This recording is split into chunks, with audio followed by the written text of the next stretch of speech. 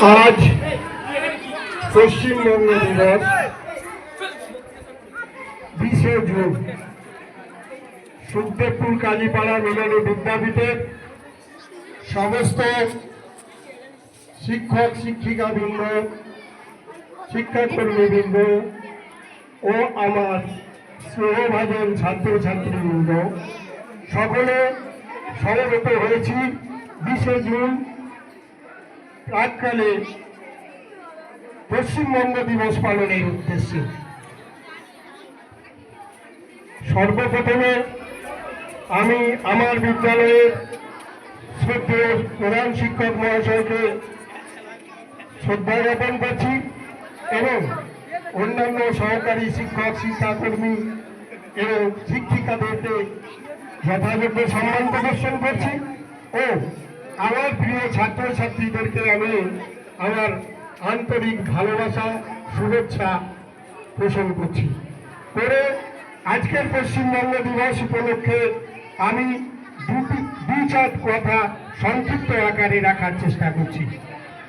পশ্চিমবঙ্গ দিবস এর পূর্বে কোনোদিনই পালিত হয়নি।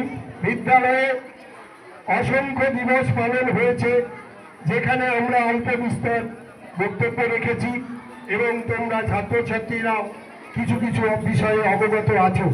কিন্তু আজকের দিনটা সম্পূর্ণ নতুনত্ব, অভিনব একটা দিবস, পশ্চিমবঙ্গ দিবস। আমরা আমাদের দেশের পূর্ব প্রান্তে অবস্থিত পশ্চিমবঙ্গ রাজ্যের অধিবাসী। আমরা জানি না পশ্চিমবঙ্গ দিবসটা কেন পালন করা হচ্ছে বা পশ্চিমবঙ্গ দিবসের সৃষ্টিটা কিভাবে হয়েছে, সেই সম্পর্কে আমি কিছু বলছি। পশ্চিমবঙ্গ দিবস 20শে জুন 1947 সালে সৃষ্টি হয়। তিনটি প্রশ্ন তৎকালীন বঙ্গীয় প্রাদেশিক বিধানসভায় তিনটি প্রশ্ন উঠেছিল। একটা কি, প্রথম প্রশ্ন ছিল প্রেসিডেন্সি বিভাগ, বেঙ্গল প্রেসিডেন্সি কি অবিভক্ত থাকবে? দ্বিতীয় প্রশ্ন ছিল বেঙ্গল প্রেসিডেন্সি কি পাকিস্তানের সঙ্গে যোগদান করবে? তৃতীয় প্রশ্ন ছিল বেঙ্গল প্রেসিডেন্সি কি বিভক্ত হবে? এই তিনটে প্রশ্নের পরিপ্রেক্ষিতে তদানীন্তন প্রাদেশিক আইনসভায় ভোটাভুটি হয়েছিল। হিন্দু সংখ্যাগরিষ্ঠ অঞ্চলের প্রতিনিধিত্বকারী প্রতিনিধিরা বঙ্গভঙ্গের প্রস্তাব সমর্থন করেছিলেন। তার ফলে হিন্দু সংখ্যাগরিষ্ঠ অঞ্চলগুলো যাতে ধর্মনিরপেক্ষ রাষ্ট্র ভারতের সঙ্গে সংযুক্ত থাকে, সেই উদ্দেশ্যে সৃষ্টি হয়েছিল আজকের এই পশ্চিমবঙ্গ। প্রাদেশিক আইনসভায় সংখ্যাগরিষ্ঠ মুসলিম এবং জেলাগুলি ও সংখ্যাগরিষ্ঠ হিন্দু জেলাগুলি দুটো ভাগে বিভক্ত হয়ে পড়েছিল। তারপরে পরবর্তীকালে সৃষ্টি হয়েছিল আমাদের আজকের এই পশ্চিমবঙ্গ। তো পশ্চিমবঙ্গের সৃষ্টির পেছনে এই সংক্ষিপ্ত বক্তব্য আমি রাখলাম।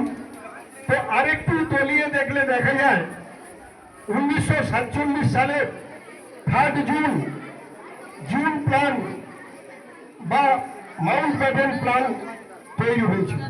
এই প্ল্যান অনুযায়ী কি হলো, 1947 সালে 15 আগস্টের আগে প্রাদেশিক আইনসভায় ভোটাভুটি হয়েছিল। 250 জন এমএলএ ছিলেন। পশ্চিমবঙ্গ তখন তৈরি হয়নি, তখন আমরা অবিভক্ত বাংলার অধিবাসী ছিলাম, পূর্ববঙ্গ তখনও তৈরি হয়নি। তো সেই ভোটাভুটিতে তৎকালীন সময়ে জাতীয় রাজনৈতিক দল মুসলিম লীগ 114টি এমএলএর ভোট পেয়েছিলেন। 1885 সালে তৈরি হয়েছিল জাতীয় কংগ্রেস, 86টি ভোট এমএলএ ভোট পেয়েছিল। হিন্দু ইন্ডিপেন্ডেন্ট পার্টি ও অন্যান্যরা মিলে 8টা ভোট পেয়েছিল। মুসলিম ইন্ডিপেন্ডেন্ট পার্টি পেয়েছিল 16টা ভোট। হিন্দু মহাসভা পেয়েছিল 1টি ভোট। ইন্ডিপেন্ডেন্ট তপশিলি পার্টি পেয়েছিল 6টি ভোট। ইউনিয়ন যে প্রজাতন্ত্র ইউনিয়ন সম্প্রদায় পেয়েছিল 16টি ভোট। আর কৃষক প্রজা পেয়েছিল 6টি ভোট। আর তৎকালীন কমিউনিস্ট পার্টি পেয়েছিল 3টি ভোট। এই ছিল 250টা ভোটের হিসাব। তখন কি হলো, একক সংখ্যাগরিষ্ঠতা অর্জন করা পার্টি মুসলিম লীগ 114টা পাওয়ার পরে মুসলিম লীগের প্রার্থী হোসেন শহীদ সোহরাওয়ার্দীকে মুখ্যমন্ত্রী করা হলো। 1947 সালের 20 জুন বঙ্গভঙ্গ হলো।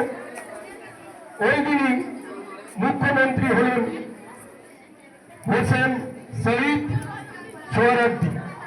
উনি তখনকার সময়ে প্রাদেশিক আইনে ছিল প্রধানমন্ত্রী। পরবর্তীকালে 1956 সালে আইন পাশ হয়ে পশ্চিমবঙ্গের প্রত্যেক প্রদেশের মুখ্যমন্ত্রী নির্বাচিত হন। তখন ছিল প্রধানমন্ত্রী। তাহলে সোহরাওয়ার্দী যখন মুখ্যমন্ত্রী হলেন তখন মাত্র 3 জুন প্ল্যানের পরে 1920 জুনে হয়ে গেল পশ্চিমবঙ্গের সৃষ্টি, মাত্র 17 দিন পরে। পূর্ববঙ্গ পশ্চিমবঙ্গ দুটো ভাগ হয়ে গেল। ভারত তখনও স্বাধীন হলো না। 1947 সালের 15ই আগস্ট ভারত স্বাধীন হওয়ার পূর্বে পশ্চিমবঙ্গ রাজ্যের সৃষ্টি হয়েছিল। ভারতীয় মানচিত্রে পশ্চিমবঙ্গ রাজ্যের সৃষ্টি হয়েছিল 1947 সালের 20 জুন। সেই দিনটাকে আমরা পালন করছি পশ্চিমবঙ্গ রাজ্যের জন্মদিন হিসাবে বা দিবস হিসাবে। সেই উপলক্ষে আজকের আমরা এই আয়োজন করেছি। আমি যতটুকু জানি, আমরা ইতিপূর্বে কেউই জানতাম না, তো সেই সম্পর্কে আমি সংক্ষিপ্ত করলাম। এই জন্মদিন যদি কোনো একজন ব্যক্তির অবদান থেকে থাকে, যার ঐকান্তিক প্রচেষ্টায় পশ্চিমবঙ্গ রাজ্যের সৃষ্টি হয়েছিল, তিনি হলেন আমাদের দেশের বঙ্গ সন্তান প্রধান স্থপতি ডক্টর শ্যামাপ্রসাদ মুখার্জি। শ্যামাপ্রসাদ মুখোপাধ্যায়ের ফটো আমরা ইতিপূর্বে খুব একটা দেখিনি, এবার থেকে আমরা দেখতে পাচ্ছি। শ্যামাপ্রসাদ মুখার্জি যদি সেই সময় তার ঐতিহাসিক সিদ্ধান্ত, রাজনৈতিক দূরদর্শিতার প্রভাবে পশ্চিমবঙ্গ সৃষ্টি হয়েছিল এবং সেই সময়ে যে সংকটময় পরিস্থিতি তৈরি হয়েছিল বঙ্গীয় রাজনীতির চক্রান্তে, তিনি তার অটল সিদ্ধান্তে অবিচলিত থেকে বঙ্গবঙ্গ প্রস্তাব গৃহীত হয়েছিল। তারই প্রচেষ্টার ফলে তৈরি হয়েছিল আজকের দিনের এই পশ্চিমবঙ্গ। তিনি যদি না তার গভীর অনুপ্রেরণা, তার সাহস, তার আপসহীন মনোভাবের প্রতিফল হিসাবে আজকের এই পশ্চিমবঙ্গ রাজ্য যদি তিনি না গ্রহণ করতেন, তাহলে আজকের পশ্চিমবঙ্গ ভারতীয় মানচিত্রে অন্য রূপ নিত। বলার অপেক্ষা রাখে না, উনি প্রতিবাদ করলেন 1947 সালে 15ই আগস্ট স্বাধীনতার আগে বঙ্গভঙ্গ করতে হবে, অর্থাৎ বাংলা পূর্ববঙ্গ এবং পশ্চিমবঙ্গ হবে। তাহলে হলে ভারত স্বাধীন হয়ে গেলে এই পশ্চিমবঙ্গ পাকিস্তানের সঙ্গে চলে যাবে। তাই তিনি তীব্র লড়াই করলেন। তার অবদান পশ্চিমবঙ্গ সৃষ্টির পেছনে অসীম অবদান, এটাই আমরা মনে করি।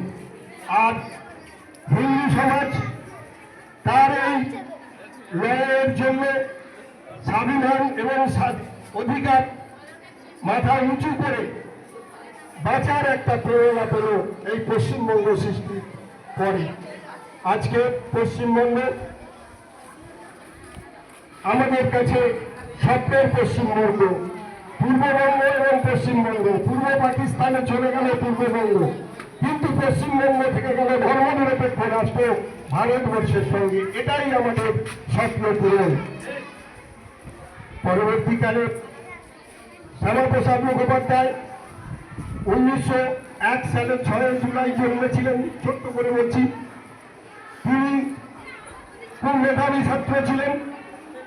তার পিতা ছিলেন কলকাতা বিশ্ববিদ্যালয়ের বাংলার বাগ আশুতোষ মুখোপাধ্যায়। তিনি ছিলেন ব্যারিস্টার।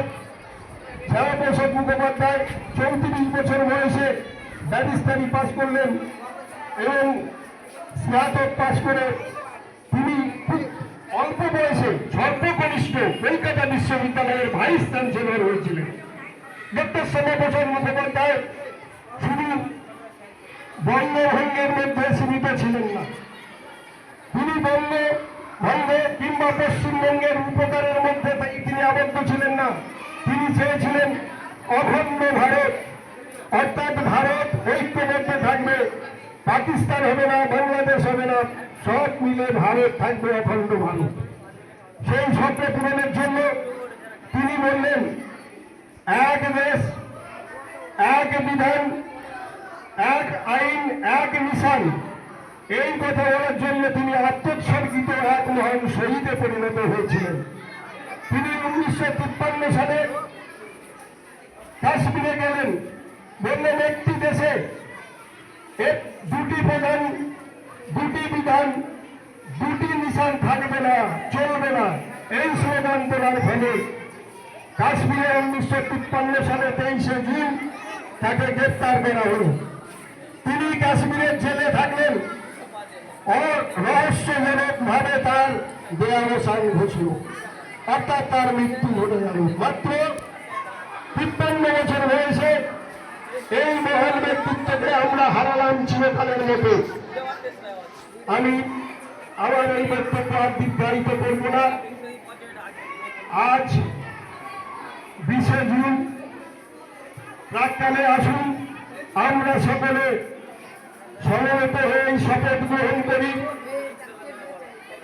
ডক্টর শ্যামাপ্রসাদ মুখোপাধ্যায়ের দেখানো পথে আত্মনির্ভরশীলতা ভারত এবং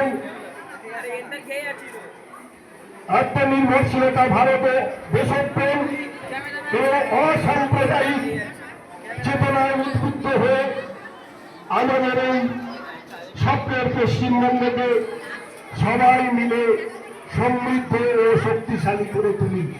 এই শপথ গ্রহণ করে আজকের আমি আমার মহান পুরুষকে শ্রদ্ধা এবং নমস্কার জানিয়ে আমার বক্তব্য শেষ করছি। জয় হিন্দ, বন্দে মাতরম।